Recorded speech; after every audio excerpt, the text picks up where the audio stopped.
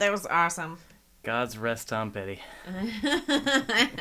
I don't believe in any of them, but let's cover the spectrum. Yeah. Rest Tom Petty, man. Oh, man. So that was a song that was like on regular rotation with one friend. Shout out Jeff Burnham.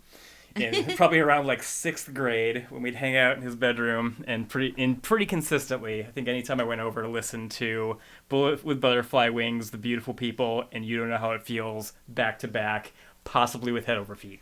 Nice. So yeah, that's the that's the collection of like real like, man, I gotta find more stuff like this. Yeah, there was the moments of that time.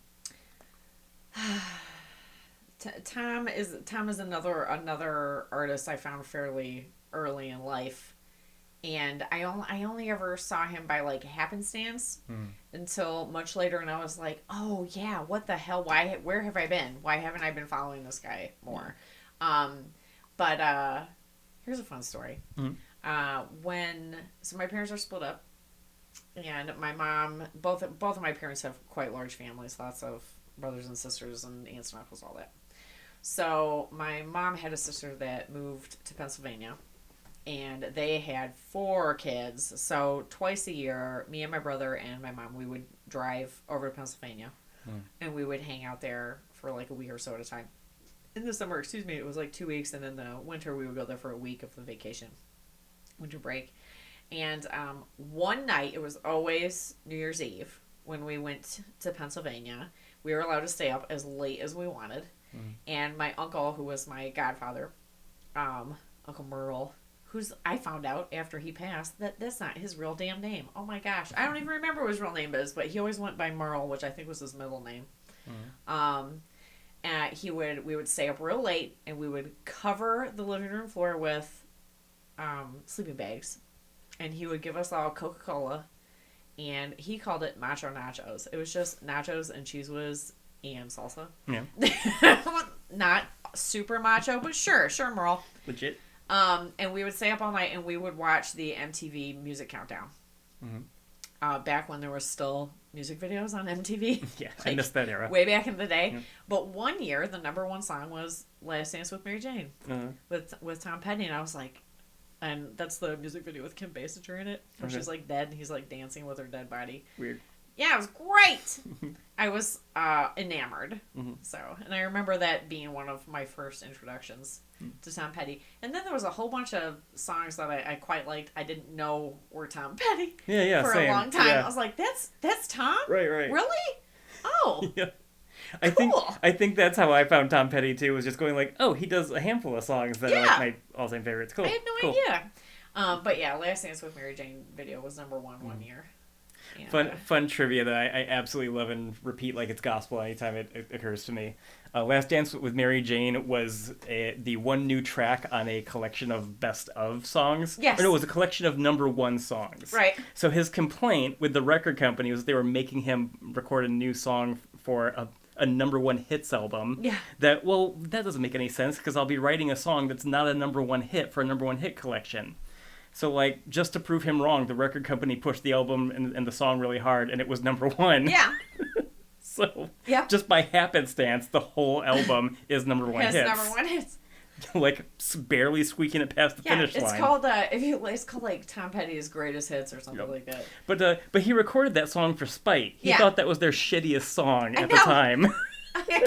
Which I love. So, like, it's the rare occasion of an artist having to eat their words because the record label was right. That almost never happens. Yeah. No, you told me that song probably within the last year. And, we've only been married like a year and a half. Yeah. It feels like a lot longer. Does it? Yeah, but in like a good way. Okay. I feel like I've always been with you. And that's nice. Anyway, you've just recently told me that story, which is the point I was trying to make. Yeah. And I didn't know that. That's hilarious. I don't love it. It doesn't lessen my love for that song. Yeah, but I it love is it. funny. I love it. Yeah, it's just so funny to me that, like, given that even the song we just listened to, contains the reference to smoking marijuana, he didn't think a song called "Last Dance with Mary Jane" would appeal to his fan base. Right. Why would we think that? I don't know. Why would we think that, Tom? Oh. And I'll also just note, because it's just a fun piece of trivia, I also like to tell as often as possible. Tom Petty was nearly the reason the Foo Fighters didn't exist. Quit looking ahead. Because he asked Dave Grohl to play drums for him after Nirvana was no more. And Dave thought about it for a hot second. It's hard to imagine that one of my favorite bands and one of my favorite artists would be my favorite band and favorite artist if he had gone and played drums with Tom Petty for a couple more decades. Yeah. You have so much music trivia in you. I think it's fun. It's all right. We both are full of a lot of trivia on very different spectrums. Yeah. and we sit patiently while the other educates us.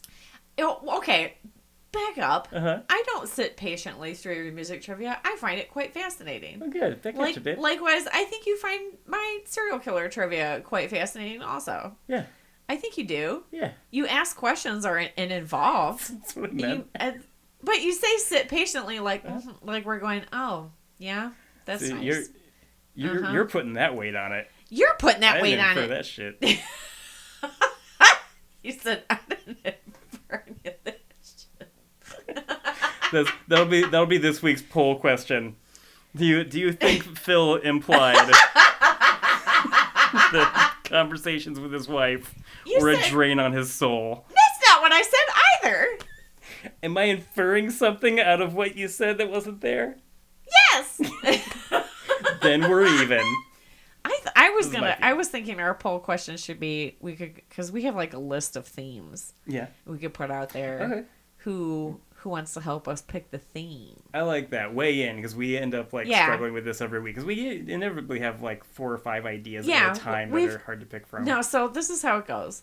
We record the thing, and then we're kind of listening back to mostly Phil with the headphones on and me picking out how many times I cackle through that I can hear through his soundproof headphones. I keep most of them. I know, and he really does.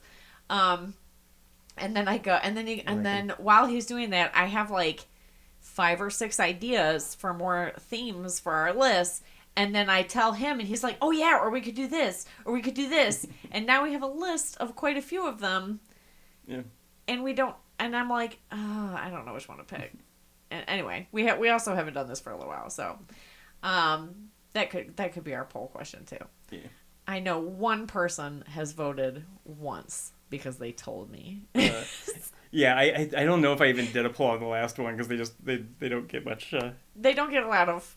Yeah, like you said, I think we've had one response to a poll so far out of 4 episodes. Okay, let's move on, because we talk. You're just pointing at your imaginary watch. It's hair past Friggle. It is. We're like half through the list. I know. This is my 3rd pick. My God, right. This is also very telling of a big chunk of my life that I don't know. I don't give enough attention to. I don't feed it enough, I don't think. Mm-hmm. This is Fuji La by the Fugees.